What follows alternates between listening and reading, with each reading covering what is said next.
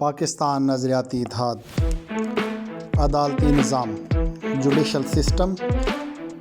Number 1، فیصلے عدل و انصاف کی بنیاد پر نہ کہ اکثریت کی بنیاد پر۔ آزاد عدلیہ کے تصور کو عملی جامہ پہنایا جائے گا اور حصول انصاف کے طریقوں کو سہل و سستا بنانے کے لیے قانون سازی کی جائے گی اور ایک خاص مدت کے اندر انصاف کی فراہمی کو یقینی بنایا جائے گا تاکہ عام آدمی کو بروقت اور تیز ترین طریقے سے انصاف مل سکے۔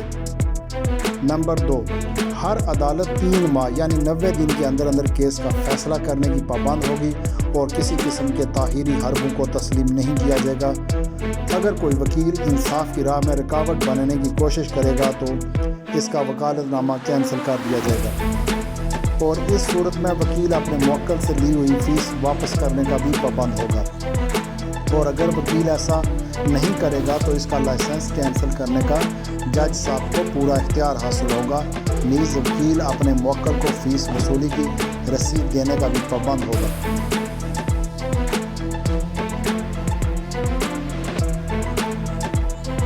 یہ وکیل کے لیے بھی ضروری ہوگا کہ وہ اتنے ہی کیس لے جتنے وہ آسانی سے لڑ سکتا ہو۔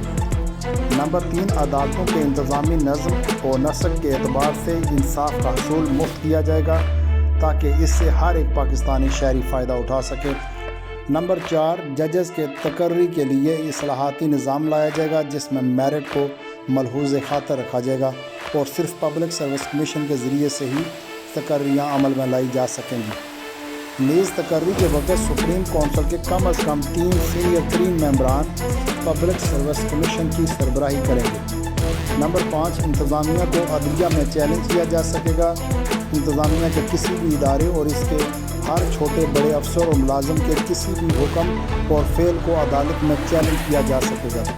جھوٹ کی بنیاد پر قائم کردہ مقدمات کے اخراجات مدعی اور تفتیشی افسر برداشت کرنے کے پابند ہوں گے اور انہیں تمام اخراجات یا ہرجانہ 90 دن کے اندر ادا کرنا ہوگا، اور اگر ہرجانہ ادا کرنے سے انکاری ہوں گے تو ان کی تمام منقولہ و غیر منقولہ جائیداد کو نیلام کر کے ہرجانے کی ادائیگی کی جائے گی۔ نمبر 6، کسی بھی جج کے 3 فیصلوں کی تاخیری اس جج صاحب کو نوکری سے فارغ بھی کرا سکتی ہے، جس کے خلاف اپیل کا حق بھی انہیں حاصل نہ ہوگا۔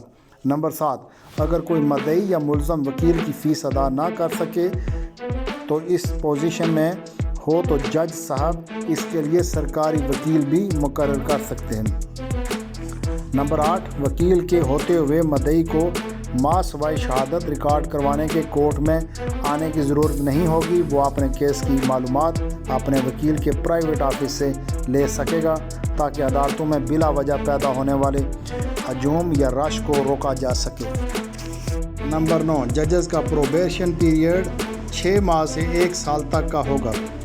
3 ناقص کارکردگی کی رپورٹس نوکری سے فارغ کروا سکتی ہیں۔ ججز وکلاء کے لائسنس کو کینسل کروانے کی سفارش ملک کی سپریم جوڈیشل کونسل کو ہی کریں گے۔ نمبر 10، ججز اپنی تعیناتی کے وقت اپنی تمام اندرونی و بیرونی ہر قسم کی جائیدادوں کے گوشوارے جمع کروانے کے پابند ہوں گے۔ اس کے بعد ہر سال بھی سالانہ رپورٹ کے ساتھ گوشواروں کی تجدید کروانے کے بھی پابند ہوں گے۔